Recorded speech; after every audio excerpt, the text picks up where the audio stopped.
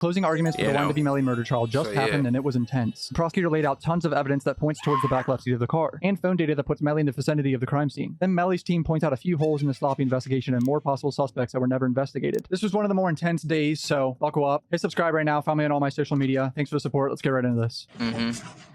Thank you, please. First look at MELLY. You looking tired like always? You looking tired too, bro. You looking scruffy as hell, looking like you just woke up. But I ain't coming at you, Cam. I know you grinding, son. Yo, I swear, since this MELLY trial came out, this boy probably jumped by 1 million subscribers, bro. If not, bro, 3/4, bro. 3/4 mil. I swear, this boy been grinding, bro. Y'all gotta subscribe and, you know what I mean, support. He been putting out some good stuff for this, bro. The defendant in this case has been accused in count 1 and 2 of the indictment of the crimes of first-degree murder.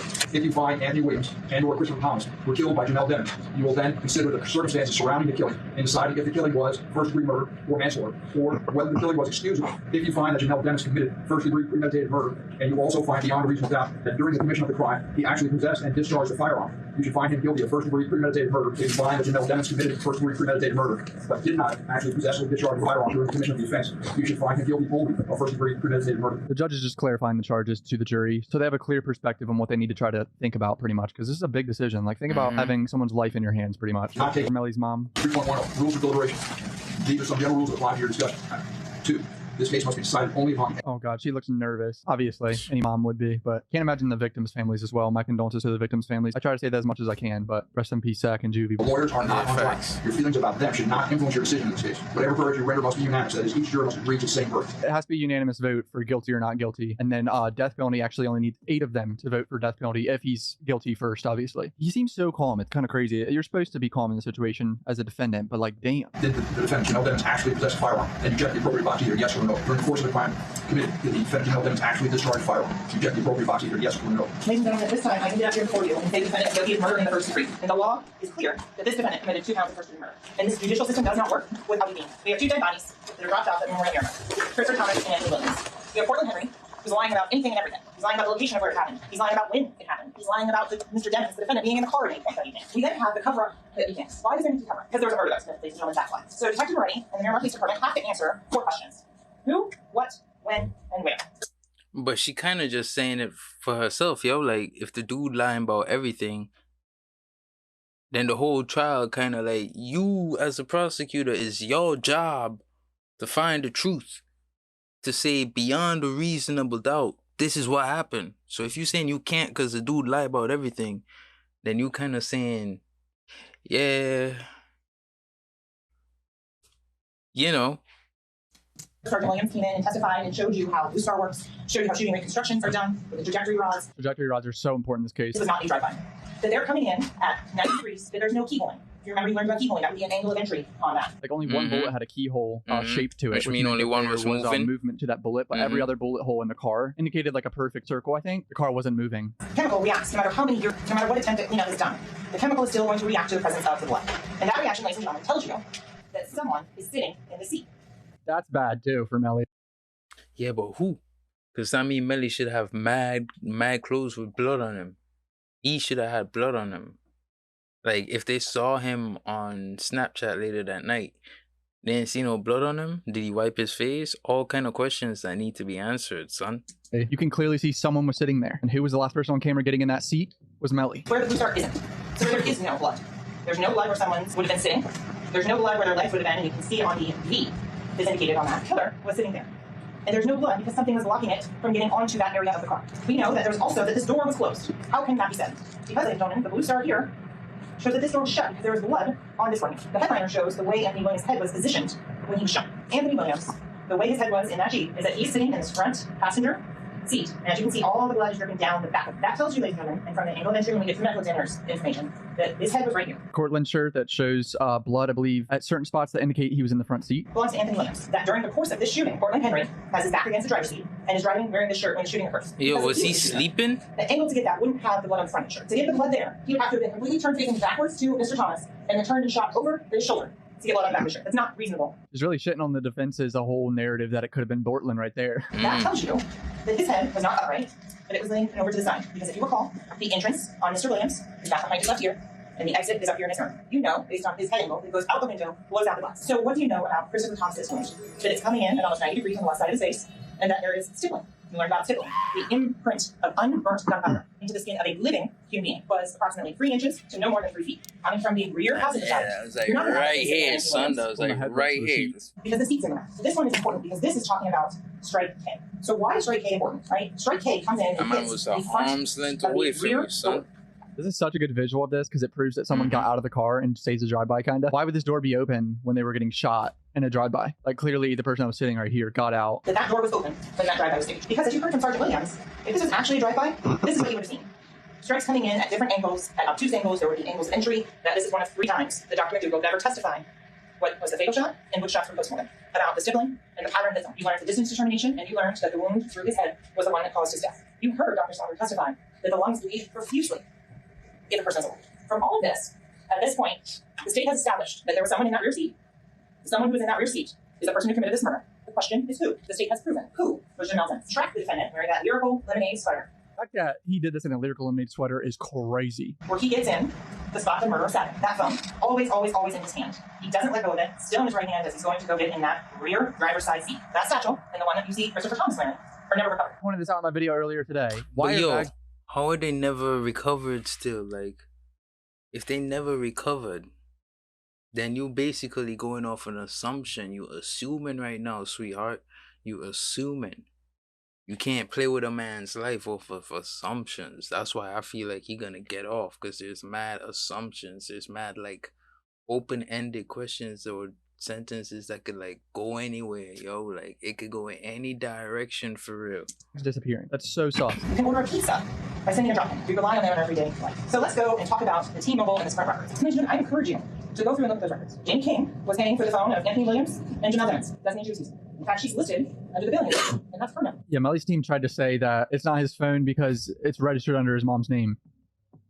I mean, I'm pretty sure every single one of us growing up had phones under their mom's name. It looks like Melly had a 491-second phone call with Frederick Givens at 5:04 in the morning. From Frederick Givens, Frito Bank.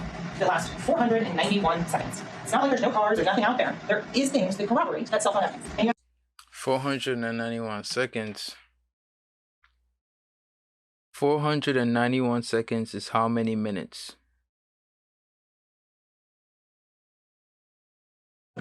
8.18 minutes. you have Travion Glass. That's a long phone call. Then you can watch that video, please. Relatively. You can see Mr. Glass moving his hands. You can see that he's awake. So at 4:03 a.m., ladies and gentlemen, we have... Hold on. You can see Mr. Glass moving his hands. You can see that he's awake. You can see what in his hands?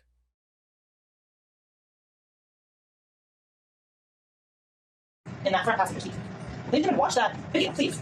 You can see Mr. Glass moving his hands. You can see that he's awake. So at 4:03 a.m., ladies and Oh, gentlemen, we moving have his hands. a very specific location of network thanks to phones. You've learned that at the end of Pembroke Road, out here to the east on this map, there's another set of closed gates that prevents any further eastern traffic. Most human beings can't run 60 miles per hour on their feet. So if you think about the speed at which a phone is traveling, that's going to tell the cell phone company whether it's mobile, inside a building, or outside. Once you hear all the facts laid out like this, it's like, shit, dude. A lot of it points right to Melly, man. And this isn't how it is. It was 100K track. Melly's manager's there finally. He hasn't been there at all. He looked at not just one phone, but compared and contrasted 2 phones. The phones of Mr. Devins and Mr. Williams travel in 3:20 a.m., 40 minutes, all the way out to US 27 in Pembroke Road. On October 26, 2018, Jameson Francois' phone is out there in that same US 27 in Pembroke Road location. So is that of Mr. Devins. Very odd location to go to. Nothing out there except evidence of a murder. Am I oblivious, or I didn't realize that they had Francois' phone tracked to that location with Melly's phone at noon. Oh, it's over with, boys. That is so hot, boy. Why would they do this with their phones on them? To Mr. Devins' phone. Yeah, that is at true. 4:40. With, boys. Why would you have your phone? Nothing out there But except evidence of a murder. Pembroke Road who's location. Francois? So is that of Mr. Devins. Jameson I must Francois' be phone forgetting. is out there in that same US 27 Pembroke Road location. Jameson. Oh, that's like Juvie, I think, right? So is that of Mr. Devins. Very odd location to go to. Nothing out there except evidence of a murder. Am I oblivious, or I didn't realize that Nah, they had you're not Francois' oblivious. phone tracked to that location with Melly's phone at noon? Oh, it's over with, boys. That is so hot, boy. Why would they do this with their phones on them? To Mr. Devins' phone at 4:40 a.m. Remember the timing advance hands. So at this point, at 4:40 a.m., The prosecutor also has that tone of kind of condescending towards the jury, but it's her trying to get across how simple it is, low-key. but the phone doesn't make outgoing phone calls on its own. The phone doesn't send text messages on its own. That takes user input. At the drop-in at 4:42 a.m., to Frederick Gibbons. Such a damning drop pen, dude. If he lost that phone, why is it sending a drop pen at 4:42 in the morning? So let's talk about whose phone it is. True, true. All of these photos, all of these FaceTimes show the defendant. There is not a single instance that's been put before you in that phone, which is in evidence, states Oh my god, that's so bad. Speed runner photos Oh, of him using the yo. phone. 64 of the extraction, and the phone itself as well. This jail call is a conversation between Melly and his mom, and basically That's good points right there. I didn't know. I didn't see this. Yo, that's good points. That's good points for the prosecution. I'm gonna get them that, yo. If they're able to show you, I mean, she making sense. You gotta be able to spot sense when there's sense, yo. It takes user input to send a text and to send a call. Phone don't do that by itself. So if the phone pinging out here and a man calls somebody else, that means the man pick up the phone. So you can't tell me you lose the phone. You don't have the phone when you out here calling people, right? And then to show photos and snaps and all of that, the images in the phone, and it's only Melly. Hey, yo. That ain't looking too good, Melly. That ain't looking good. I ain't seen none of that before. proves it was his phone because they're talking about giving the phone to track and the passcode and everything. He just said, you put money on my phone, but the number he called was 9807, which is the phone they're denying in trial. But he just called it my phone right there. That is the phone number that's being called. That's being identified as my phone. Anthony is saying myself, Mr. Jennings, Mr. Thomas, or the CEOs. This accuser was talking crazy, dude. The defendant has to be picked up from the side of Pembroke Road. That's that drop in that we talked about in relation to the pastor. That phone is being used by the person who committed the murder. And ladies and gentlemen, the only evidence before you, the only evidence, the only person that used that phone was the defendant, Jamel Jennings. Because you learned they were dead for some time. And look, there's no way to put an exact amount on there, but they were not eating when that drive-by was staged. I still can't believe this trial's real. Like, holy shit. 1,397 steps, 945 meters. And ladies and gentlemen, you can go back, and this is in evidence. You can look through and see when the defendant's at the studio, in the recording studio, you don't see this type of movement. You would have zero if the defendant was on the bed with his phone. Not necessarily true. All right, I'm at 91 steps for the day. Don't judge me. I woke up and immediately started recording. I'm gonna close my phone and just start jerking it off, dude. And it just added fucking 50 footsteps for me jerking off my phone, so. Alicia Holmes, I think it is safe to say, hates me. And I'm okay with that. Because my job is to prosecute the crime and prove that it happened. She did remember one very important detail. Mr. Jennings, on a FaceTime call with her daughter. She was asked if it knew about a drive-by shooting, because the cover-up has already started. And remember, Cortland Henry is at the hospital. 4:35. Mr. Jennings is not. She's trying to get away with murder. Whatever was said on that phone call was so troubling and so disturbing to Ms. Holmes that she and her daughter then drove immediately to Broward County. Doesn't know her 17-year-old daughter's phone number at the time. They didn't know common sense. A mother is going to know her child's phone number. That little detail. Nah, that ain't true. She says, "Oh no, that was for a vacation. That was questioning." That's what that $5,000 was. Oh, real quick, look the Acorns, look in the description, invest $5, and you get a bonus $5. So you Actually, you know what? Cam, you get your thing, man. If you want to join Acorn, you go ahead. I was in Acorn. I was using it for a while, but I personally stepped out. It's actually a really great app. I had it for like 2-3 years. It's great. If you want to start investing, definitely. What it does is it rounds off your nearest, like, you know, you could set up like, all right, if I spend $5.80 on this, what's the nearest round off? You say to the nearest dollar, then it's gonna round off. Oh, the nearest dollar is $6, right? So it's gonna take 20 cents out of your account and put it in Acorn. Mr. Glass said, Mr. Jennings was not in the car at Red Mitsubishi at any point on October 26, 2018. Trayvon Glass said Melly wasn't in the car, but Adrian Davis says he was. Someone's lying. It explains why 8 people that are going to the exact same location would stop on the side of the road, one person would switch car. No reason whatsoever. Switching of the cars narrative is stupid. I'm sorry. The cars are tracking together. The phones are tracking together. All the way through until they get to 184. So this casing is at the passenger, rear, driver's side, floor. The exact seat Mr. Jennings was sitting in a plastic bag. This cartridge casing is found October 26, 2008. And we go to November 21st of 2008. Are consistent and fired from the same weapon as the one inside. That he doesn't have a weapon for comparison. And he gives a list, 30 or so weapons that could have caused this particular casing and projection. Yeah, Jamel Demons never tested on 10/26/2018. So a lot of kids say Melly didn't have GSR on him. He had no gunshot residue on him. He was nowhere to be fucking found. Obviously, they weren't able to test him for GSR. You don't have that here, right? So you have a 3-component GSR and a 2-component GSR, 2 of those. Because he was never tested. Because he didn't speak to law enforcement that day. He didn't go to the hospital. was never tested for DSL. 8 casings on the side of the road and 1 casing inside the Jeep, all fired from the same at the end of the fire. day, When he they really wasn't lay out all the tested. evidence here, it doesn't look too good. So let's go to the DNA. The rear driver's side door handle interior. Very strong support for Christopher Thomas. Limited support that Anthony Williams is also included.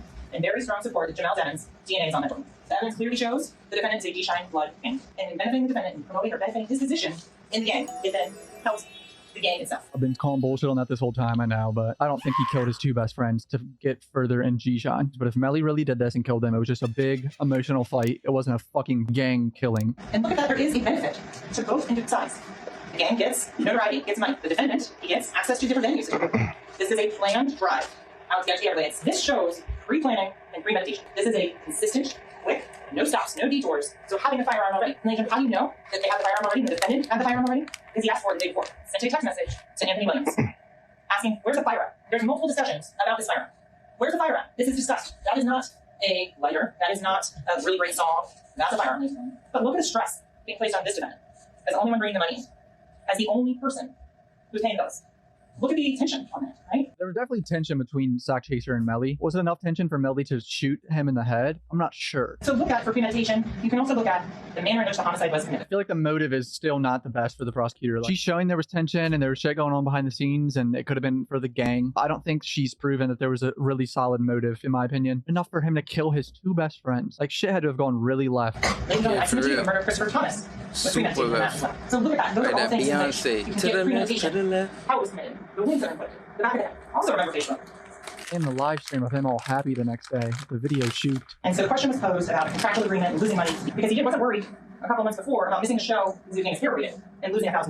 When his friends are killed, he's dancing and partying around and is worried about a contractual agreement. That's a good point. He missed a show for getting his hair done that one time. He didn't miss a video shoot over his friends dying. Oh, God. Agent, I submit to you the evidence very clearly shows the defendant was caused by Jamel Devon. So from all those unlucky 13 people, they have one thing in common. They made a single online threat in poor taste.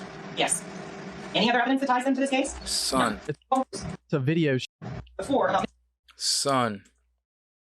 No way, that's crazy. Video shoot. and so the question was Nah, that's crazy.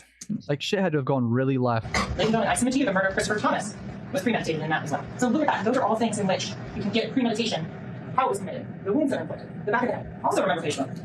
In the live stream of him all happy the next day at the video shoot. And so the question was posed about a contractual agreement and losing money because he wasn't worried a couple months before about missing a show because he was getting his hair braided Right. and losing $1,000. So he didn't care about losing $1,000.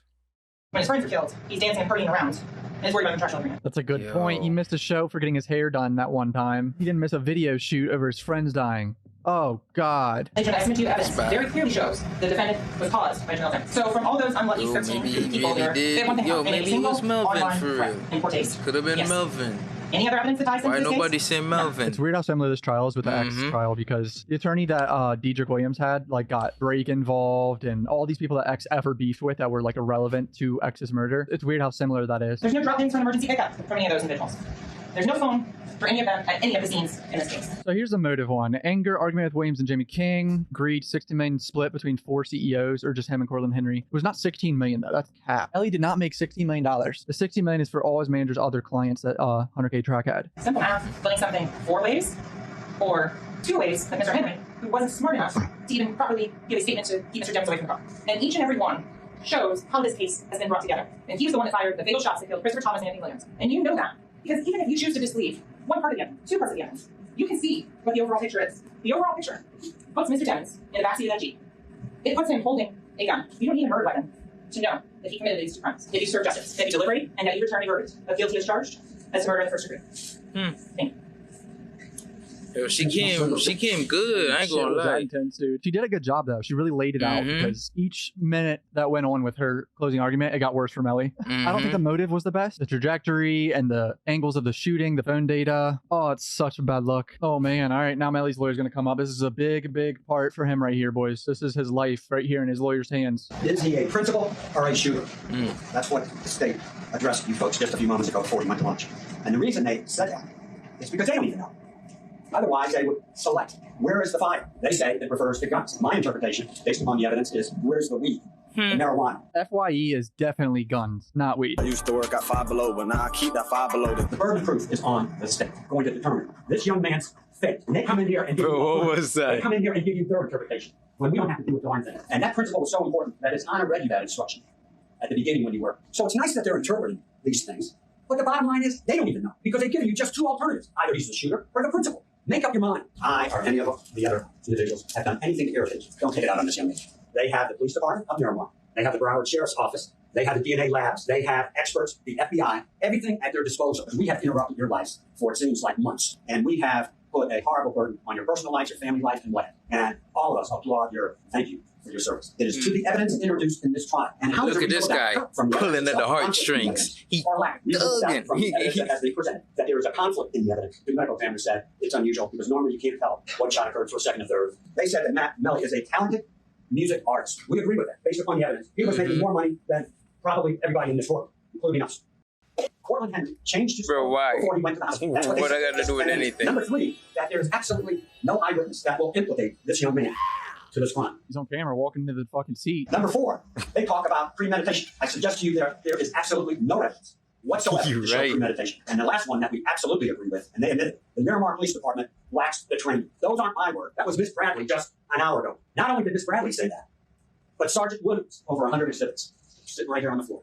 Miss Bradley made reference to some of them. All here, that this is a smoke screen. I suggest to you that this is open for anybody to interpret any way they want what this case is. And that's all this evidence is. That's not evidence proof beyond a reasonable doubt. I think he's talking mainly about the messages there. Showing the two cars from the Nah, he right. left. This is a broken cell phone that Moretti could not tell you whose it was, and a 9807 phone that MELLY uses, as other people do too. These are the two key pieces of evidence. These are what I suggest you focus in on.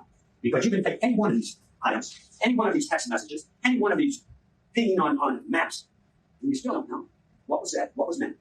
And more importantly, who said it? I leave my phone, and I'm sure you all, in the house. That's and true. my wife picks it up and sends a message that there's a conflict in the testimony, that there's a lack of testimony. I don't know. Immediately that she was taken to a secure area I don't and know. was searched for over 15 hours. By I ain't got no wife, so I don't know. But I don't know. Photographed the vehicle. Now, why is that important? That vehicle was searched again months later. Think about that, shorty. Think about that. Just pick up my phone and send a message to who? I don't know. I don't know. Later. But it didn't stop there because about 3 years later, miraculously, even though it was searched for hours by crime scene technicians, Sergeant Williams comes into the scene at the request of the state of Florida, and miraculously he finds additional evidence, 2 projectiles on a bloodstain that obviously everyone else missed. That should tell you something about the quality of his investigation. He's not wrong there. I agree with him. The investigation was definitely sloppy on the Miramar side. But does it change the mountain of evidence, even if it's circumstantial? Nah. Not really. Knew where this young man lived, along with all the other 7 people. Cortland Henry lied to the police. Why in the heck don't you get a search warrant for the house? Why in the heck don't tell us we didn't know where he lived? Don't tell us it was months later, because they go into the car 4 years later. So why don't you do it?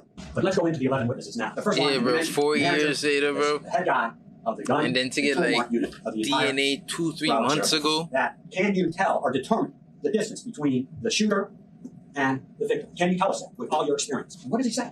I can't do it unless I have the weapon, unless I have the ammunition, because ammunition, the weight of ammunition, could change the distance. Who comes in here 4 or 5 years later and says, I can tell you where shooter 1 was, and I can tell you who the shooter was. Talk about conflict in the testimony.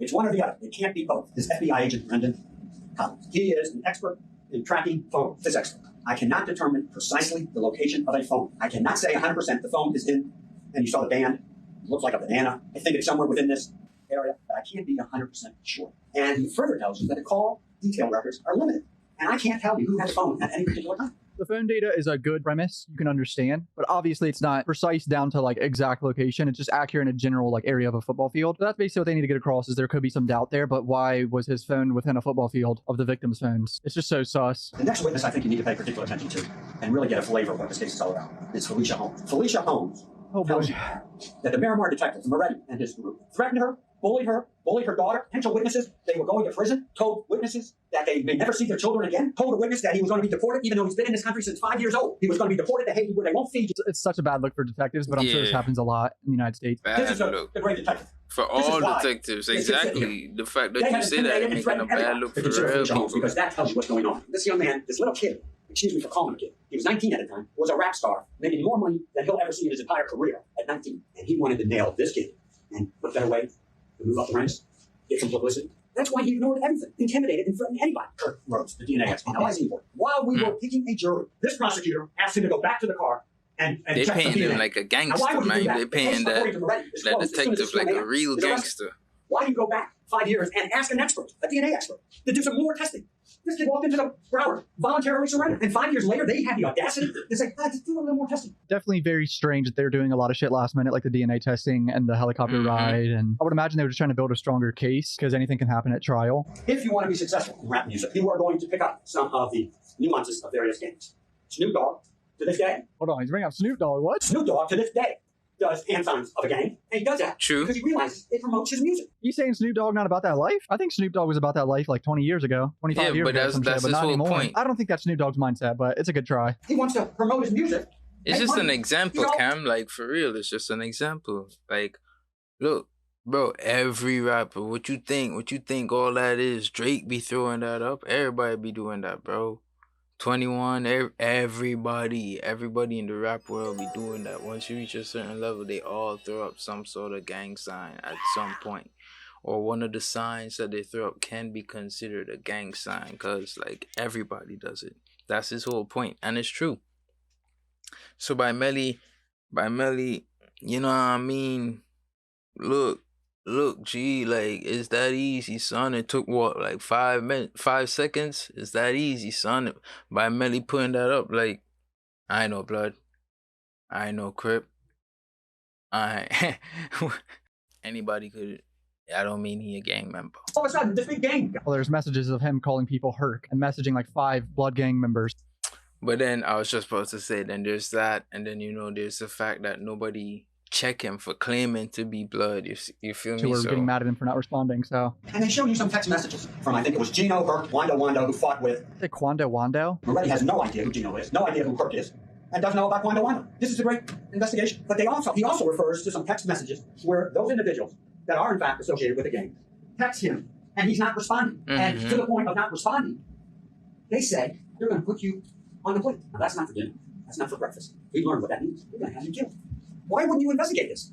They want you to believe that there's no evidence of it. How do they know there's no evidence? If they don't investigate all these phones. Yeah, Gino and Herc, you have their text messages. Go get their phones. The presumption of innocence stays with us during the entire trial until and if they can prove beyond every reasonable doubt that this young man. Remember, that's the law the first now. shot to Williams and Thomas were fatal. Thomas's injury to his hand came first. There was a defensive wound. We know that couldn't happen based upon medical testimony. Special Agent FBI Agent Collins and 2 medical examiners conflict with Williams' testimony. That you should take Williams' testimony and ignore it, toss it out. You can't have it both ways. And tell him that he's going to live life in the state penitentiary without parole or being on death row. This is the investigation they want you to rely upon and say it's proof beyond and to the exclusion of every reasonable doubt. He's not wrong. He's not wrong. Some of the investigation was definitely bad. He doesn't go to Applebee's to check their Facts. surveillance tape, or the bank on Miramar Parkway to check their He surveillance milking tape. it, He doesn't go to the but fire he station right. to check their tapes, surveillance tapes. He He knows- definitely How do you milking know what you it. don't check? How do you know something unless you investigate? You look at all this and say, heck, 100 exhibits, 500 photographs out of a cell phone, all these text messages. What does it mean? Hopefully, for the state, you'll say, hey, where there's smoke, there must be fire. And say, hey, too bad, young man, too bad. There's a lot of stuff sitting here. And hopefully you will not fall into that trap. Trevion Glass, the individual who got into the red Mitsubishi, convicted of 2 felonies. Now, why is that important? Trevion Glass, the state calls, that's their star witness, basically say, Melly never got into that red Mitsubishi. And he told you one interesting thing. This is important right here because he's trying to get on Trayvon Glass's testimony about Melly never getting in that car. So, And he doesn't want to go back to jail. Now, who has the authority to put him in jail? We don't. Who can put him back in jail? And that's the state of Florida, whether it be through the state attorney's office or the police department. And he miraculously is the only one that says no one got into the red Mitsubishi. kind of have a good point. Jameson Francois. And certainly if you ask him, how long have you had this phone? And he says, never asked him. How convenient. That's them hinting that Jameson Francois had the phone the entire time, which is just unrealistic, but whatever. Get a warrant for that phone. You've got warrants on a lot of phones. Get a warrant on this phone if you want to see what it is. It'll run the investigation. No reason, I think, was the exact quote, for the Jeep to stop on the side of the road. The reason was because he needed a bathroom break. Just like you and I did when I raise my hand or stand up. And at 3 o'clock in the morning, 4 o'clock in the morning, if he needed a bathroom break. Peep Melly, on the side of the road. The People reason Melly was watching him, right? People Melly watching him. because he needed a bathroom break. Just like you. When I raise my hand or stand up, and at 3 o'clock in the morning, 4 o'clock in the morning, if he needed a bathroom break in the dark highway, and you saw him carry it in his hand, he'd leave it on the seat of the car. And we know that the car sped off because it was not car with the red Mitsubishi. The poor kid had to pay at the urinal, and the phone was in the car. But they don't want you to know any of this. He's saying that the reason why the car stopped was that Melly had to take a piss and he left his phone in the car in the middle of the dark road, and then they sped off for whatever reason. I've definitely done that, teenager or whatever, in high school, and I have to fucking piss. I'm with a group of friends. Someone wants to get out and pee real quick on the side of the road. Yeah, it's definitely happened before. Like a drunken night. It's definitely a possibility. Every time I ever did that, they would like take their phone with them to like use a flash. Like I would want to see what the fuck is around me if I'm peeing on the side of the street. I would have my flash out. Ask yourself. They keep telling you to use your common sense. Use your common sense, please. Ask yourself why a lead detective of a double homicide would not ask Jameson Francois, where the hell are the guns? Where the hell are the locks that belong to the guns? Where are they? Because God forbid, those are one of those could be the murderer. The investigation of this rap star is down the tubes. Get up here, State, and tell why you didn't search the house. You learned about Frito Bang, supposedly takes him somewhere. Why in the heck don't you search his house? That's what I'm saying, son. That's what I was saying. Why nobody bringing up this Frito Bangs, yo? Like, if he came and pick up Melly, and if you keep mentioning, yeah, he called him for 400 and whatever, however many seconds we find is 8.18 minutes. If Frito Bangs came and pick him up, why nobody find out where they went, what they did, when they went there, what they was doing on the way there? What if he had the blickies with him? What if he threw them out the window? You know? And use that fancy spray. They did absolutely nothing once they got that surveillance tape. Blinders on. We're not going to look to the left. We're not going to look to the right. We're just going to direct everything to this young man. You heard about Crucial Almighty David Hedgehack, who wrote and texted, "We killed 2 of you." And in that message, he had a target over someone's face. Whose was it? Guess what? It's Melly. And he did it within hours. And what did they do? Nothing. He's a manager who had $16 million. If anyone had a motive, it would be Jameson Francois possible. That is required before you ask 12 of you. You put him on death row or life in prison. Why don't you check him out? He's going to be on a plate. They're going to kill him. Araine says, I don't even know who the heck Gino is because no one told me. Because I was woken up when someone was crawling in the backseat. How do I know that? When we got to Melly's house, he's the one who had to open the door because only he and Courtland Henry had the key. They told you that they would prove each element of this case. What they have proved to you is that Courtland Henry is involved in this case. Who else, if anyone else, you folks don't know. They tell you and play you a video where Melly appears Cocoa Beach that afternoon. Well, as he told you, there was a contract. People were going to lose a lot of money. And he happens to be at the tender age at that time of 19, a professional. Other than at the tender age of 19, this kid, I shouldn't say that. This man, young adult, is a professional. They say because he didn't show up at 1 or 2 jobs, then well, what the heck? They have no idea what the contract was, especially when you're talking about a 19. True. You know, they have no idea what the contract was. Man, yeah.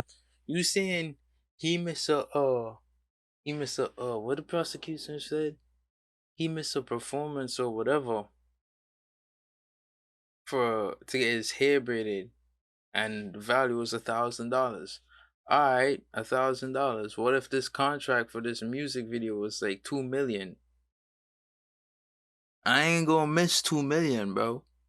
You know what I mean? I mean, to me, the kid, the worst thing you could do is sit and see on this justice. And we have sat here for months, starting in April. And I suggest to you right now, you should have more questions than when you were selected as jury. I know she's probably so nervous. And check off. Count 1. We, the jury, find as follows to the defendant, not guilty. We, the jury, on count 2, find the defendant not guilty. You may think he might be involved. That's not enough. If you waver and vacillate, that's what reasonable doubt is all about. This is fucking crazy. I feel like Netflix gonna make a TV show on this for sure. Facts. Based on the evidence they present. Because there's a lack of evidence, there is a conflict in the evidence, and the evidence itself, and the investigation itself, stinks. Overall, I feel like the prosecutor did a little bit better than the defense, like a little bit better, and like laying out everything. I feel like he was a little bit jumbled. He was trying to defend a lot of points. Could have got a little confusing to keep track of and all that, but I feel like the prosecutor was a little bit more organized and concise. But fuck, dude, it's a coin flip. Like, we don't know what this jury's thinking. I truly believe this is a coin flip. But now we have the rebuttal of the prosecutor here. He gets a short rebuttal, I believe, so let's get it. It's an Apple phone charger going to the back seat right there, not an LG. And also, ladies and gentlemen, you know that LG phone wasn't working on October 26th of 2018. So let's be very clear on that.